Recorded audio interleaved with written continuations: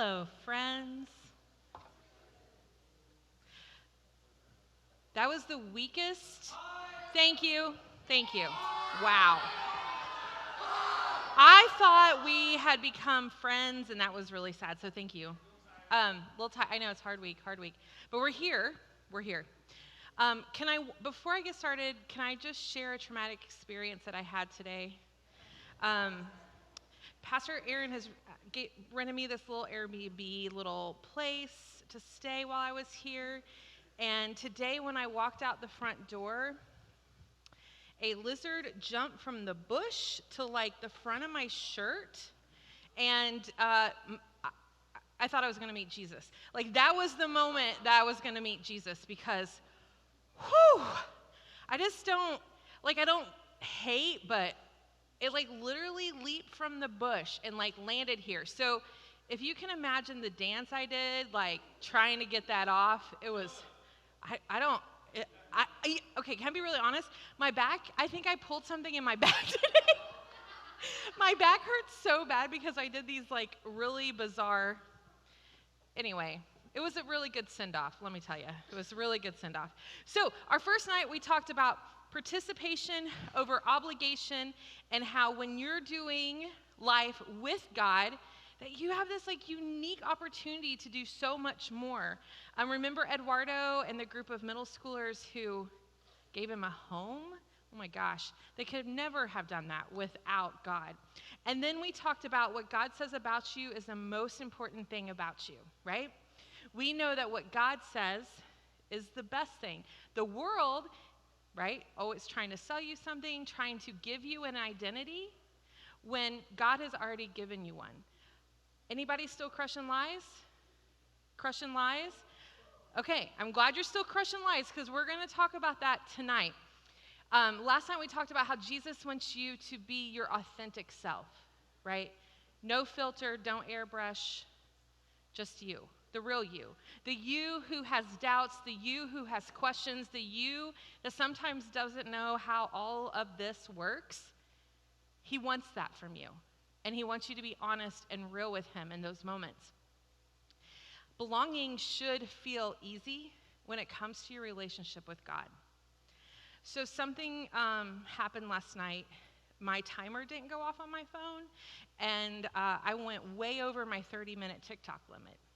And so at about 1 a.m., I realized it was 1 a.m., and I had started like Googling things that were valuable, right? Because I knew what I wanted to talk about on our last night tonight. I knew what I wanted it to be about. So I want to talk about something that was valuable. So I started Googling. Google is a hole, right? Like it is a deep black hole sometimes. So I was Googling rare coins, right? Because that makes sense. I found rare jewels. Do you know what did make sense to me? Rare horse colors. And I'm a girl that grew up with horses. I didn't know that there were rare colors of horses that made that breed of horse worth millions of dollars. But here's what I found that I really love. I love Harry Potter, right? When Harry Potter was a thing, I love that. And so this book, oh, I have one. Yeah, here's this Harry Potter book. Now, I need my notes because Kyle from the band tells me that he shops for his shoes on eBay, right? And I actually didn't know that people still shopped eBay. So I thought that was really interesting. So in my deep dive, I was like, well, let me see how much a first edition Harry Potter book is worth. Now, when this book came out, it was sold for $8.99. $8.99, no big deal, right? Do you want to know how much it's worth today? $6,500. Somebody knew that. Did you Google it too? Like I was like deep diving on, so on eBay you can buy this edition of the Harry Potter book. Okay, that seems random, but feel free to check your bookshelves at home. You might get some like money for the summer, who knows? Hang on, just wait. So then on eBay, I'm a little bitter. When iPod first came out, I had like a Mac Daddy one because in my youth room, it was the only way we could pump out music. So I was like the coolest youth pastor in the world, right? I had this iPod and like speakers, and I was like, woo, we're so fun. Do you know what an iPod is? Thanks. Okay, so here is a picture of the first edition one. The reason I'm sad about iPod is because someone took mine. And it was full of like the best music. And like, it's not like Spotify when I build out a playlist now, it just kind of lives somewhere. This had to live on the iPod, guys.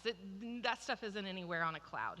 So this iPod, I think at the time I paid like a $200, $250 for it, which is really expensive.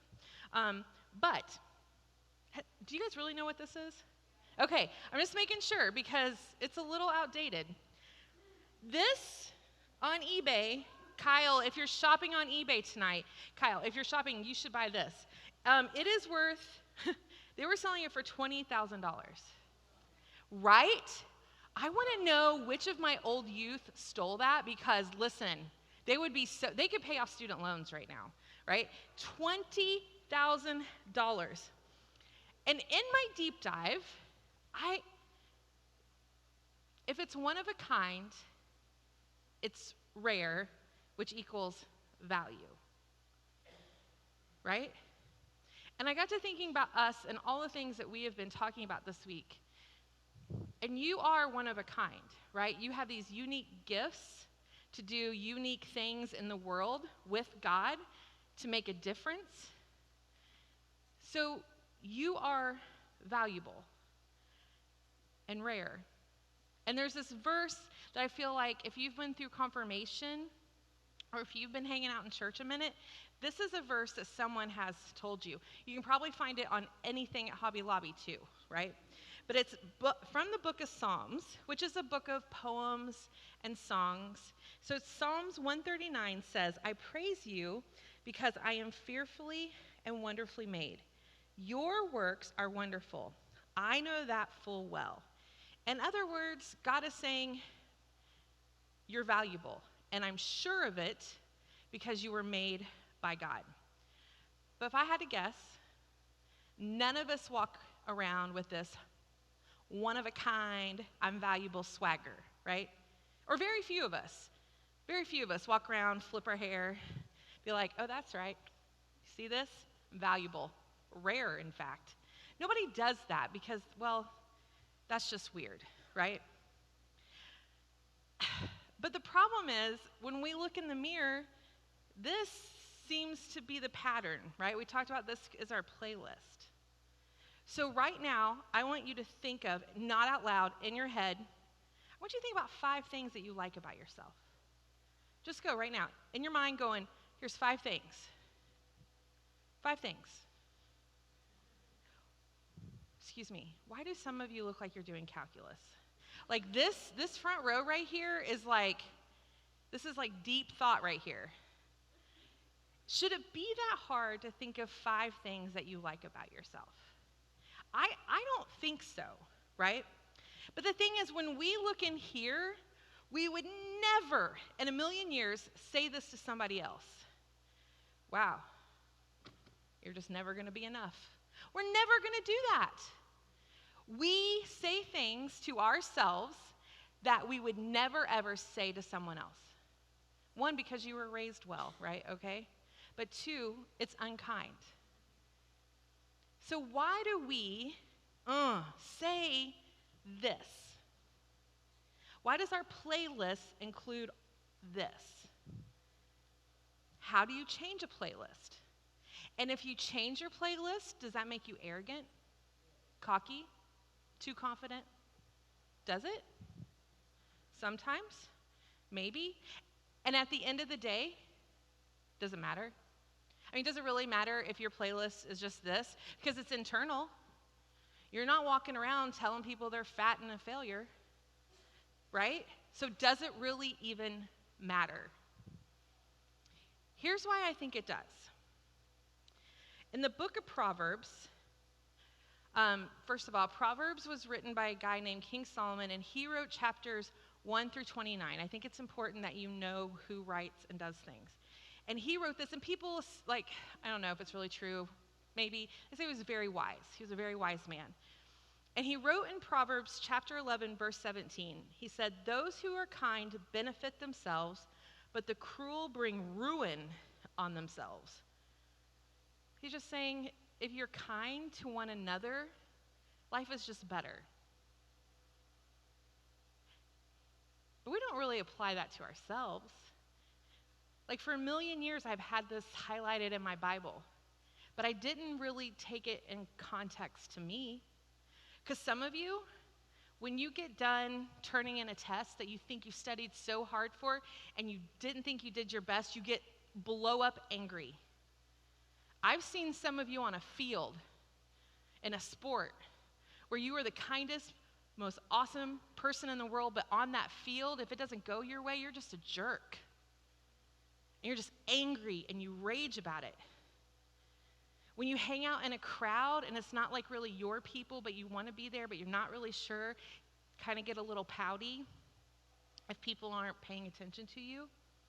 When you try on clothes, for every person in this room trying on clothes, bathing suit season, hello? We're like, oh, I'll never eat at Chick-fil-A again till tomorrow at noon, right? But we feel that. I scroll Instagram and I see what my friends are doing in the summer, and I'm like, I wish I was doing that. Why am I doing that? Like, what's wrong with me? Like, why didn't they invite me? Yes, you still get upset when your friends do things and they don't invite you when you're an adult too. And this happens inside of us. And the worst part is, this is happening and you don't even notice anymore. You don't notice because it's a playlist that happens over and over again, and you already know what the next song is. You already know what the next word is. You already know how you're going to feel. And so we don't even recognize it. In the verse, King Solomon uses the word ruin. Bring ruin. I feel that's a little extreme. We're not going to ruin your lives, but it does create anxiety. If you keep telling yourself that there is something wrong with you, you will wear yourself smack out. Just keeps you churning all the time, churning. It keeps you self-consumed. When all the negative talk in your head, your whole life, your whole universe is just you. Just you. And we know that can't just be about us, right? We can't just stay focused on who we are. Basically, it just holds you back. If your playlist never changes, and this is what happens all the time, it just holds you back. When you are kind to yourself, you have more confidence, and that is not a bad thing. When you are kind to yourself and your playlist changes, you begin to treat other people well. Your life is better. You make better decisions. Amen? We need to be making better decisions in life. But I want to be really clear, and I need you all to look at me, and I know it's been a really long week, and I need 5 more minutes from you. This is so much more than about self-esteem. This is not just about self-esteem. You were made in the image of God. Who you are, your identity, is tied to God. You are a reflection of God. This, to me, is not characteristics of God. God would never say failure, not enough, too fat, not great, not smart enough, not fast enough. This is so much more. Your identity is tied to your faith. If you haven't heard anything else this week, I want you to hear that. All of this, the playlist, not just self-esteem, it's your faith. This is easy to say and hard to do. I want you to hear that. Easy to say, hard to do. So how do you change the playlist? There's this verse in Colossians that I've kept on a Post-it note on my mirror because I need to read it, and I'm going to read it to you. In Colossians chapter 3, verse 8, it says, "But now you must rid yourself of all such things as these: anger, rage, malice, slander, and filthy language from your lips. I never, ever read that verse in regards to me. Ever. Ever in all my life. When you read that verse and you think about yourself, oh, it changes things, right? It changes things. When you read that and the filter is, oh, for me. Oh, I'm not supposed to say this about me. It's okay to want to improve and be better. In fact, I think we should all want to be better versions of ourselves, and we should always be learning and evolving. We should always be wanting to be better. You are not arrogant. You are not cocky when you are honoring what God created, and that's you. Treat yourself like you are a valuable person. And when you can see yourself and change the playlist, belonging, being a part of something, is so much easier. So we're going to do something fun, kind of fun. I hope it's fun. But it's a you and God thing. In the seat back, don't move. And the seat backs are on the floor. There's sticky labels because we want to change the labels tonight. So don't move. Are you moving? Thank you for not moving. So we want to change our labels, right? Because that's not going to do it anymore. So y'all, I love my smile. My mother paid a lot of money for it. I had braces twice.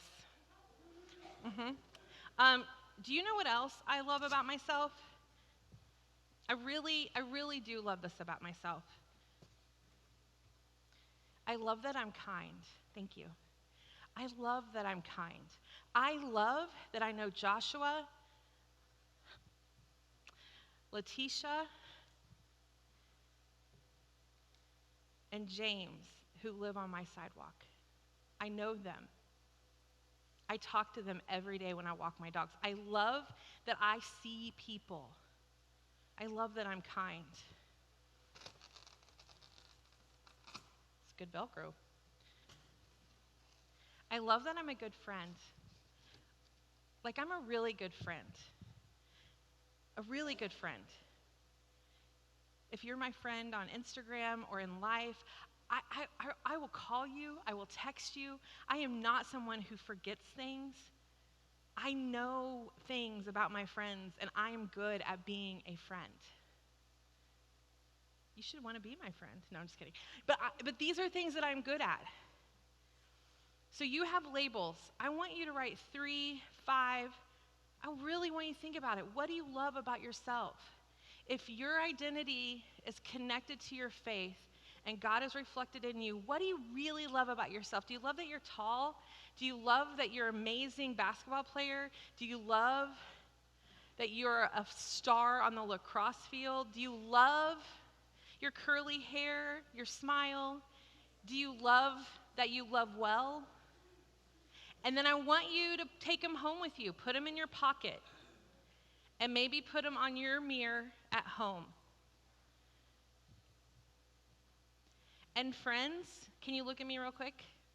If you're sitting here right now and you're like, I can't even write 2 things, I want you to ask an adult in your life. Because I know Kat and Norm, Miss Ellen, they will tell you what is awesome about you. Because if you can't see things in you, people around you can see things in you. So write them down. Go team, go quick. Just write down the things you love about yourself. I love your hair. You have beautiful hair. That's good. Who cares? It's okay to buy your hair, girl. It's fine. It's good. So write down your things. We're going to put them in our pockets. We're writing. You don't have to share with your neighbor. You don't have to share with anyone. Maybe this is something you keep in your drawer beside your bed table so that you can look at before you run into the world.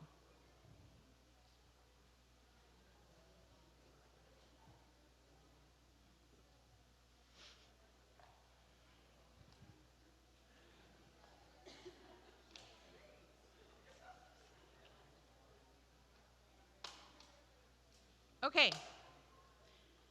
Everyone's busy writing. A few more seconds.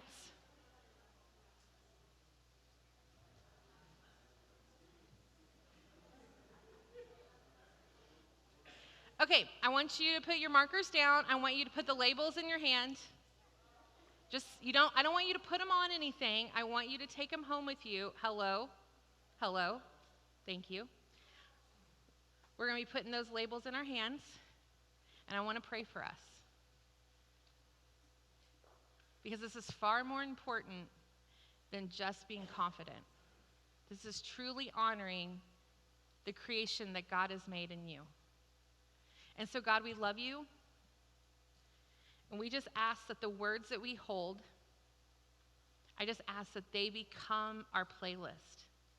That the times that we want to be angry with ourselves, that we want to be critical of ourselves, where we just can't see past the yuck, God, that these are the words that you just shout over every person in the room. God, let this be so much more than just a word on a label.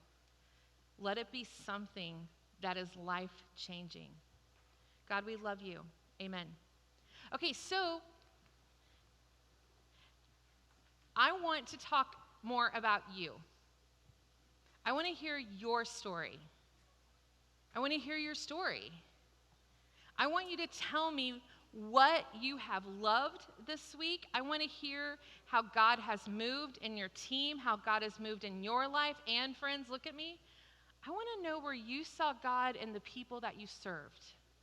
I want to know where you saw God. And I know it's scary, but here's the best part. We all belong together, right? We are a family. And family can be weird and fun and goofy, and we can also be serious and loving and share. This is not easy to stand here, and I recognize that. So if you would love to come and share a piece of your story of where you saw God this week, of something that was awesome, the stage is yours. Don't all rush at once. Single file line, single file line. Yes, thank you so much. Hey, hello? That's right.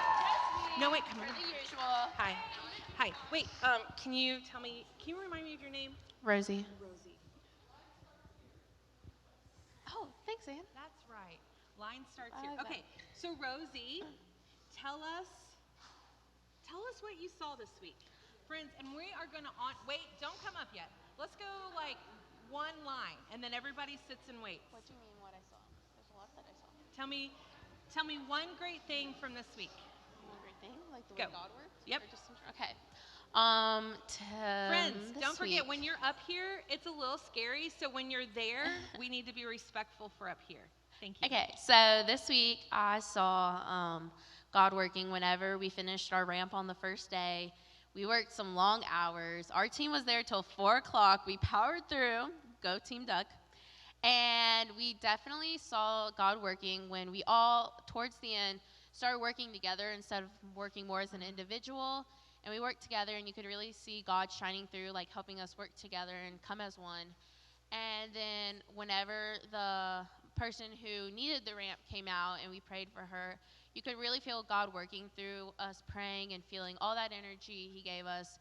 And you could see how thankful she was and how blessed she was and how blessed we made everyone. That's awesome. Thank you. Wait, do you know your homeowner's name? Sam, Jim. What was her name? The first person. Who? Miss Daniels. Wonderful. Thank you. Everybody give a big up. Hi. Can you tell me your name? It's Daniel. Okay, thank you, Daniel. What I enjoyed most, I'll tell you what I enjoyed most. I really enjoyed the hard work and dedication I saw from the 3 groups that I got to witness. And you should be proud of that, every single one of you.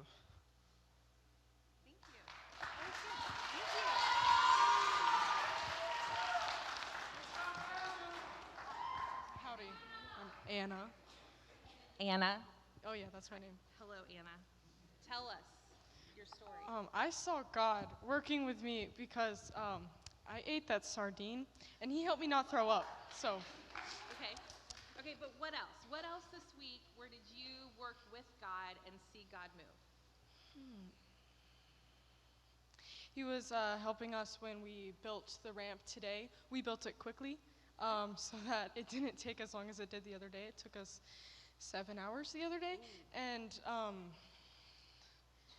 today when we built it, it probably only took us like three Oh, good. 3 or 4. Good. So. Good. Thank you for sharing. Thanks, Anna.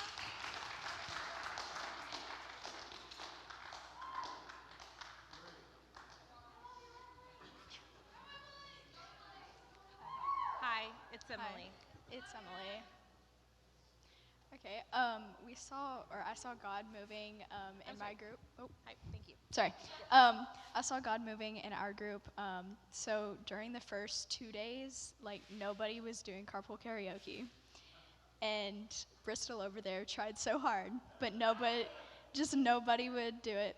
And then on the last day, we were moving these lockers, which were like a good 50 pounds, 50 to 75 to 100 pounds, because they were all different sizes. Yeah. But then, like, just singing and dancing broke through. It was like High School Musical, like all over, but church version. It was love awesome. that. Yeah. Y'all, that's the best part. Church version. Yay. Hi. Are you guys meeting? You gonna do it together? Okay, perfect. So I wanted to just say, when everybody came to the church to help paint after a day of working really hard and finishing up their projects, they came to where we were to help paint, and they've helped us finish up a lot, and that was really great. Wait, so other teams came to help you? Guys, that's wonderful. Beautiful. Okay.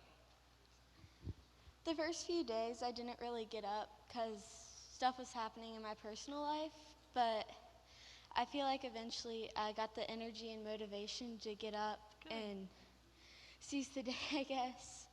And now I'm here. So. Yay. That's so good.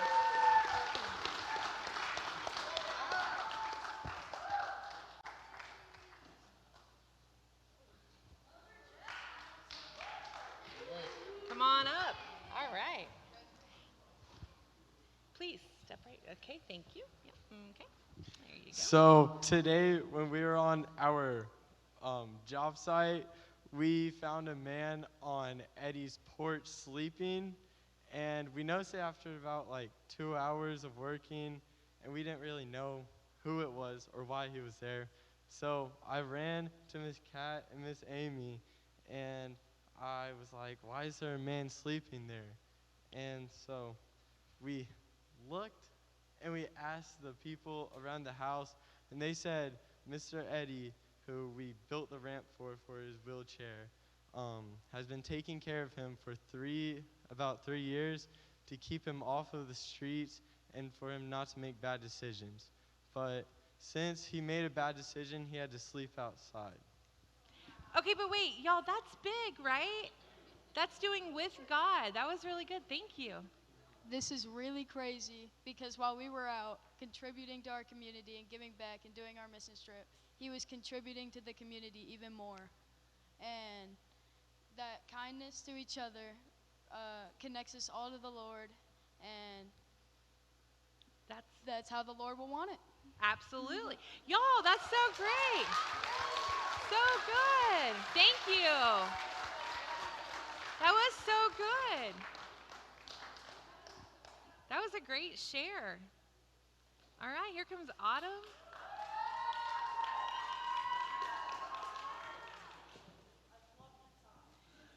Here you go, ma'am. So we actually, I think, felt a lot of God's presence throughout the days. I felt it through Bristle because she definitely helped us open up, and I I felt it through all my team members because we were just really working to help out. But I think the biggest thing that God did for us was really open our eyes to a new perspective because we went to a monastery school, and it was in a poorer part of town, and it was just really great to see like all these people really coming together to help these children who don't necessarily have the things that they may need, because there wasn't really any grocery stores around or anything like that, and there were 3-year-olds peeling carrots. And I also think that it was really good to see how working together can lift up people, and we can all just be there for each other, and God can help us connect. That was beautiful. Thank you. That was so good.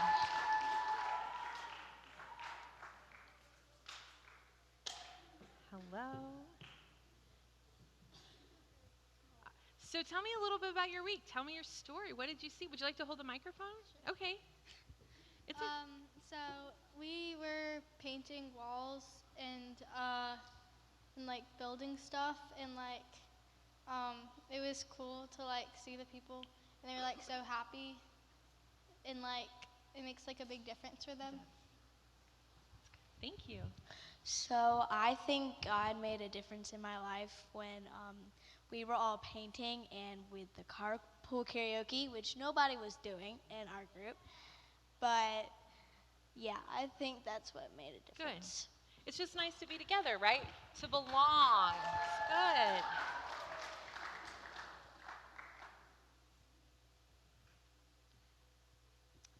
So the way I saw God going through my life is, so mentally I go through life just like very fast, like done, done, done. But I feel like it made me help me slow down mentally. And also I take for granted a lot of things like my friends and stuff and a lot of house stuff. But like I saw some people like walking on the streets. One guy, he might have been an alcoholic. He had like something in his hand. I don't know what it was, some alcoholic drink. But he was like carrying that, and he was very slurring his words. But he like walked by, and I just kind of felt sad for him, how that he like had to walk on the streets and stuff. But it makes me almost think that I take for granted everything that I have. I don't know. No, that's great. It's good because sometimes when you see other people in their situation, it begins to give you a new set of eyes on what you have. Mm-hmm. Yeah. Oh, that's so good. Thank you for sharing.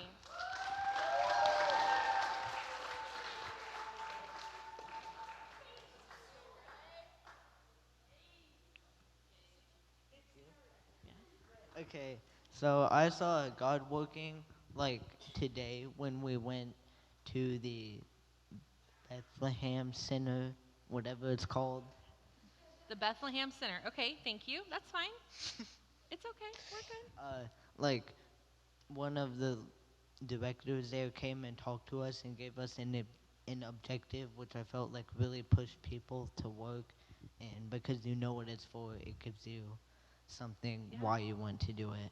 Can you tell us what their mission is there? Like, what do they do? Like some of their missions are with kids who don't have parents. Nice. To like support them some way. I forget how. No, but that's great. So they're providing support for kids who maybe don't have a support system. Yes. Or Good. Awesome. Well, thank you. Thank you for sharing. Thank you. Thank you.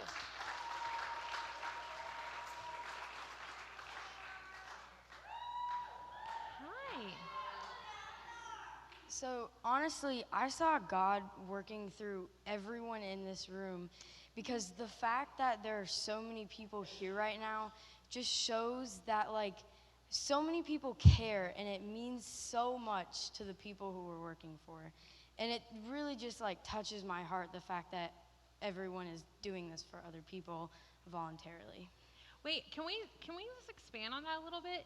Your first week of summer, you could have chose to do anything, right? You could have chose to go anywhere.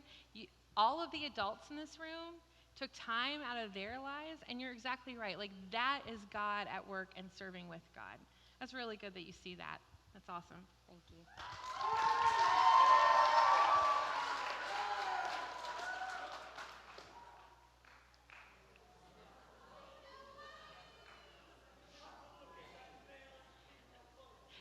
May I ask you a quick question?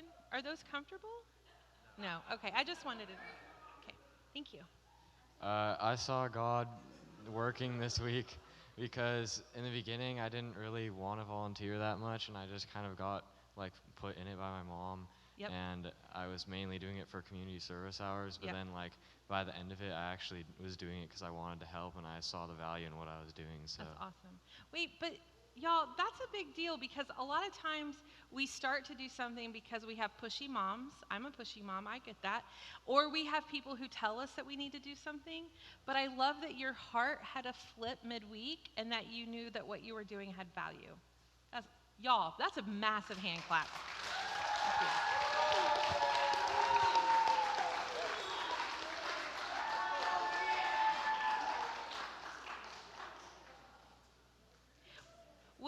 Is there an adult that led a team that would like to come share?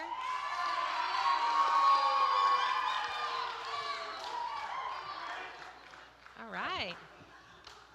Hey guys, so what a great week. I thought just a compliment, amazing leadership that we have with our adults and our adult volunteers who, like you said, took time out of their week, which is awesome. But sometimes you guys, we need energy too. So I noticed even at the beginning of the week when maybe we didn't have as much energy and you guys brought that energy this week to us. It's kind of a cool thing to see too.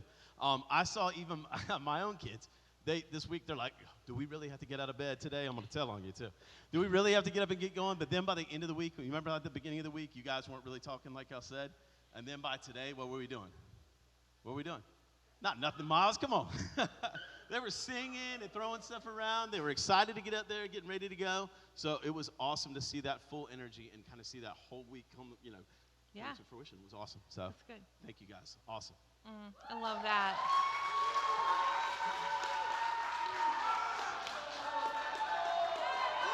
Come on.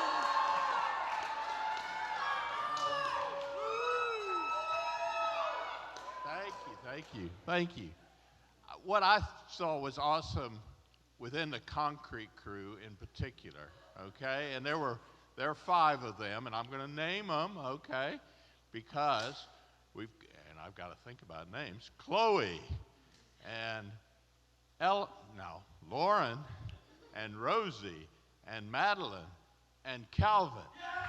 Woohoo! Yes, Calvin is here, believe it or not. In any case, the thing that I saw God in was constantly the team members were saying, what else? What else can I do? Okay. What else can I do? Wow. Impressive. I mean, people just don't do that. So I do see God in that type of action. And to the prior persons, Eleanor, you said it best, okay? Everybody, yeah. You said it very well. So thank you. I appreciate you letting me be a part of it. Do you know what I saw when I came to your work site? What's that? Okay, the ground was concrete itself, and this, with the blisters happening right there, man, they were working so hard, but they really looked to you for leadership. So I think it meant so much to them that you were their leader. Well, it's really nice to see how much they care for you. They're great crew. Yay. Thank you. Good. That was awesome. Thank you.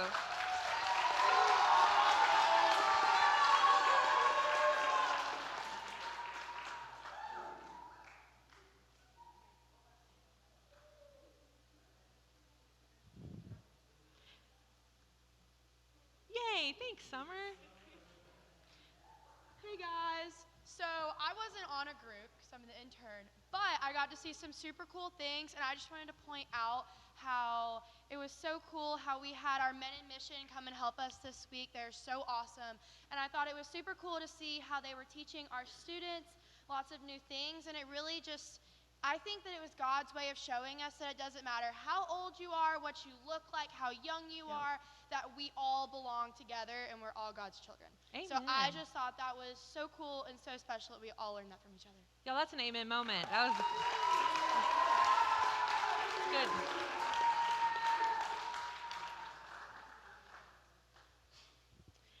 Before we worship, I know the band's going to come out here in a second. Is there anyone else that would like to share? Come on down. One more thing. One more thing. I promise, guys, I'll be done after this. Okay, I just thought about this, but because Chris kind of made me realize it. But really, what I noticed, especially when we were worshiping with the band, like the first night, like a lot of y'all were like a little questionable. Y'all were like, we stand up front. Y'all were like, we do this. We come up here and we jump around. We're gonna jump around when we worship, okay? But y'all were kind of like questioning it. Y'all were like, do we follow? Do we go up there? And then as the days went on, like especially today, a lot of y'all are like running up here. And it just really shows that the Lord has like gone through y'all and shows like you shouldn't be embarrassed and you shouldn't be ashamed that you're worshiping the Lord. And you can really see that working through y'all. And I'm really happy y'all are coming around. But like, I'm sorry, I'm going to plug the band real quick. The Edenfield Band is my favorite band. Half of them have watched me grow up through high school.